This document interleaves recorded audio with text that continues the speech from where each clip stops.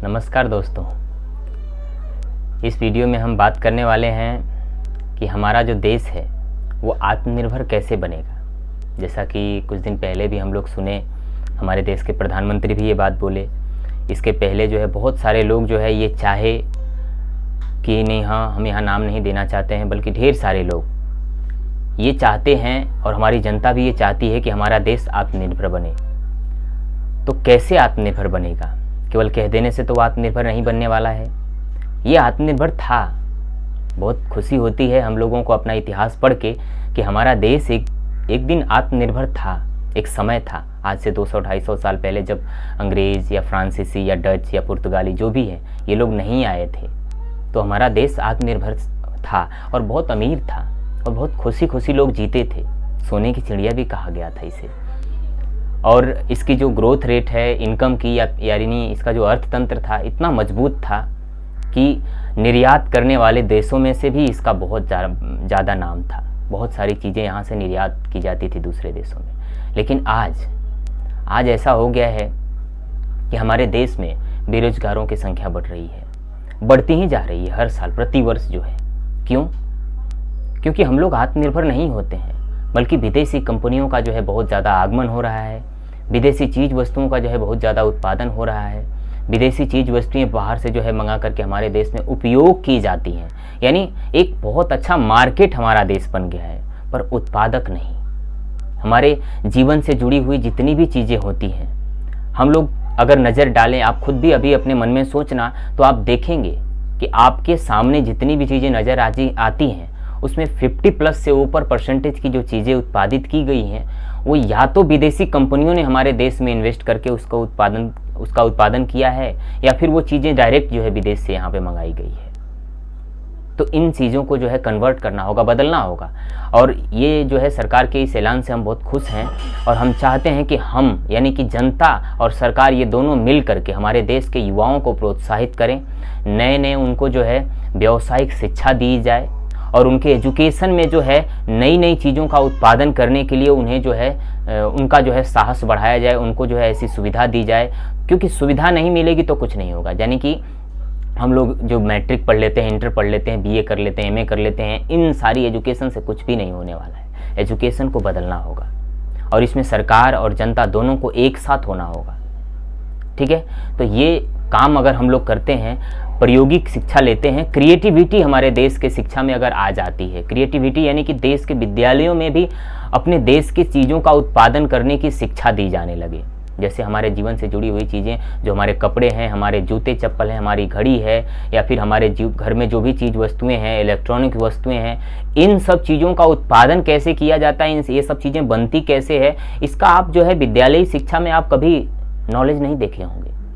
बल्कि ये कहा जाता है कि जो लोग पढ़े लिखे नहीं होते हैं ना, वो इन सारी चीज़ों के जो है उत्पादन की जानकारी रखते हैं, जबकि ये बहुत गलत बात है। हम अपने एजुकेशन में जब देखे और बड़े हुए तो हमें समझ में आया कि आखिर ये हो क्या रहा है। तो ये कन्वर्ट किया गया था, ये उन लोगों ने इसलिए कन्वर्ट किया था कि हमारे एजुकेशन में से ये इसलिए हटे ताकि हमारा देश जो है आत्मनिर्भर न बने, बल्कि उन पे डिपेंड हो। यानी हम आपको याद दिलाना चाहते हैं, और ये बहुत दुख की बात है कि हम लोग आज भी उसी शिक्षा व्यवस्था का पालन कर रहे हैं जो अंग्रेज़ों ने बनाई थी, जिस एजुकेशन सिस्टम को जो है मैकाले ने बनाई थी। बड़े दुख की बात ये कहना पड़ रहा है कि हमारी सरकारों ने जो है आज़ादी के बाद भी इसे चेंज नहीं किया, और चेंज नहीं किया तो कम से कम इसमें ढेर सारे बदलाव करने चाहिए थे। ये बदलाव नहीं किए गए तो हमारे देश में उत्पादन का जो पावर था, जो बहुत पहले, आज से 200-250 साल पहले था, वो आज नहीं है। क्यों नहीं है? क्योंकि उत्पादन ही नहीं होता है, और जो उत्पादन हो भी रहा है तो वो निजी तौर पर प्राइवेट कंपनियां करती हैं। इन सारी चीज़ों को जो है सरकार के हैंड में होना चाहिए। ज़्यादातर चीज़ों का उत्पादन सरकार के हैंड में होना चाहिए। इसमें आप देखेंगे कि हमारे देश में सरकारी नौकरियां जो होती है वो केवल 30 से 40% है। 60 से 70% जो चीज़ें हैं उसके बीच में इतनी प्रतिशत चीज़ों का जो उत्पादन हो रहा है या जीविका चलाने के लिए जो भी चीज़ों का हम लोग जो है प्रोडक्शन कर रहे हैं अपने देश में, वो सब प्राइवेटली और निजी तौर पे होता है। ये बहुत गलत बात है, मेरे हिसाब से बिल्कुल गलत है। अगर मेरे विचार कोई आप सहमति प्रदान करते हैं, आप इस बात पे विचार करें कि अगर व्यावसायिक जितनी भी चीज़ें उत्पादित की जा रही हैं उन सब से एजुकेशन को जोड़ दिया जाए, यानी बचपन से ही। मैं ये नहीं कह रहा हूँ कि मतलब 6 साल की उम्र से ही, लेकिन कम से कम 10th स्टैंडर्ड तक आने के बाद तो बिल्कुल ये होना ही चाहिए। 10th स्टैंडर्ड तक की एजुकेशन सिस्टम भी कैसी है।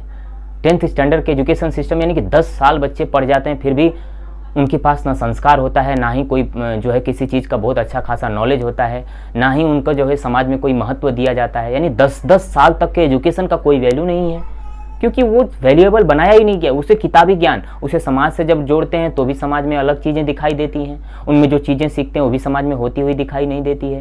तो ऐसा सब क्यों होता है? ऐसा नहीं होना चाहिए। ये एजुकेशन सिस्टम बनाई ही गई थी पूरे स्टूडेंट्स को बर्बाद करने के लिए, और आज दुर्भाग्यवश हमारे देश में वही एजुकेशन सिस्टम चल रहा है। उसी मैकाले के द्वारा बनाया गया, जो कि क्लर्क और नौकर पैदा करने के लिए बनाया गया था। आप देखेंगे यहाँ पे जितने भी अमीर लोग आप अपने देश में विदेशियों में देखिए, तो आप स्कूल और कॉलेज के एजुकेशन से वो हटकर कुछ नई चीज़ें लाए, कुछ क्रिएटिविटी किए, कुछ ऐसी चीज़ें अपने समाज में ला करके रखे जो बिल्कुल अलग थी।